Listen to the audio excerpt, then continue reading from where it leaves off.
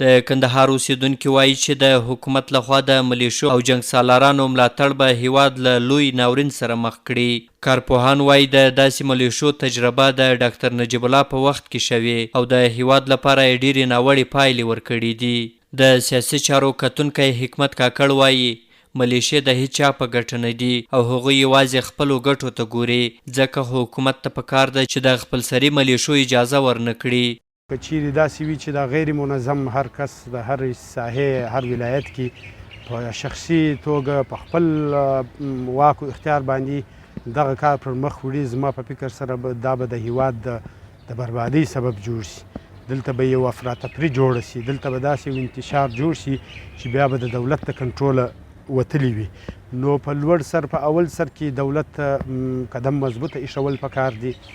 د سیاسي چارو کتونکي په دې باور دی چې شخصي ملېشې اکثره یې غواړي په هېواد کې قومي جنګونه پیل کړي او یو ځل بیا د تیر په څیر د نظام سقوط، ګډوډي، لوټ او تالان ته لاره هواره کړي. د کندهار اوسېدونکی نورالله کلیوال وایي که چیرته دولت د ملېشو جوړولو ملاتړ کوي او هغوی ته هر ډول امکانات برابرولی شي، بیا ولې افغان ځواکونه نه تقویه کوي؟ دی وایي په ډېرو سیمو کې افغان سرتیري د تجهیزاتو له کمښت سره مخ دي، خو دولت د دې پر ځای چې د هغوی اړتیاوې پوره کړي د جنګ سالارانو ملاتړ کوي چې دا به د هېواد او نظام لپاره په لوی زیان تمام شي. چې دوی ته کوم مصارف ورکوي ولې هغه په افغان ملي امنیتي ځواکونو باندې نه لګوي. موږ تاسې د ارغنداب د ځواکونو څو میاشتې مخکې هغه ډوډۍ مو ولیدله چې نیمه پټاټه بیا په ډوډۍ کې ورته ایښې وه. په داسې حالت کې افغان امنیتي ځواکونو دوی بیا یو نوې ډله راپیدا کوي او دا بیا خپل د ځان سره ډېر منفي اثرات زېږوي. که چیرې دولت دغه پاڅونوال هڅولي چې دوی پاڅون وکړي، نو دولت باید دې پوښتنې ته جواب ووایي د ولس چې دوی څو کاله دا پاڅونوال ساتلی سي.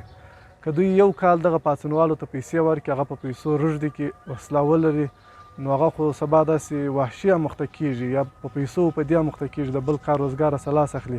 په کندهار کې یو تن مدني فعال سمیع الله هم وایي که چیرته دولت ملېشو ته پیسې او وسلې ورکوي، دا کار به تر کومه دوام ولري. دی وایي کله چې د دولت امکانات پر ملېشو ودرول شي، هغوی چور کوي، د خلکو شتمني لوټوي او ان د دولت عایداتي ادارې به هم تر خپل کنټرول لاندې راولي چې بیا به یې مخنیوی ناممکن وي.